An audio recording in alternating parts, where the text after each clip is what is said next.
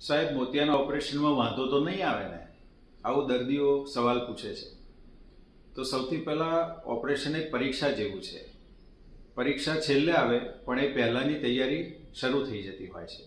તો આખું વર્ષ શિક્ષક ભણાવે, વિદ્યાર્થી મહેનત કરે, વિદ્યાર્થીને જે કામ આપવામાં હોય બરાબર કરે, એટલે છેલ્લે વિદ્યાર્થીનું રિઝલ્ટ સારું આવે.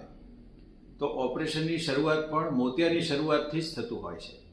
જેવો મોતિયો શરૂ થાય એટલે દર્દી ડૉક્ટર પાસે આવે. એ વખતે દર્દીને ડૉક્ટર જે સૂચનાઓ આપે એ પ્રમાણે બરાબર ફોલો કરે. જેમ જેમ મોતિયો વધે એમ રેગ્યુલર ચેકઅપ કરાવે. જેમ જેમ ટાઈમ જાય એમ ડૉક્ટરની સૂચનાઓ માને.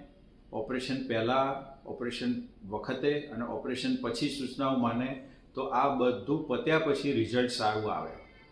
તો એકલો શિક્ષક કશું કરી શકતો નથી, એકલો વિદ્યાર્થી કશું કરી શકતો નથી.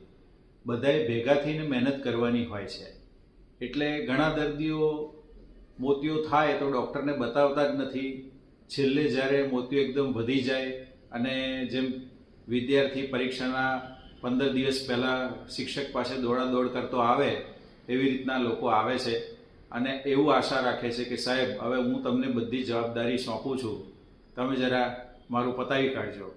તો આ વસ્તુ જે છે એ રિઝલ્ટ પર અસર કરતી હોય છે. એટલે જે વિદ્યાર્થી વર્ષ મહેનત કરે એમ જે દર્દી ડૉક્ટરની બધી વાત બરાબર ફોલો કરે, બધું કરે તો રિઝલ્ટ સારું આવે.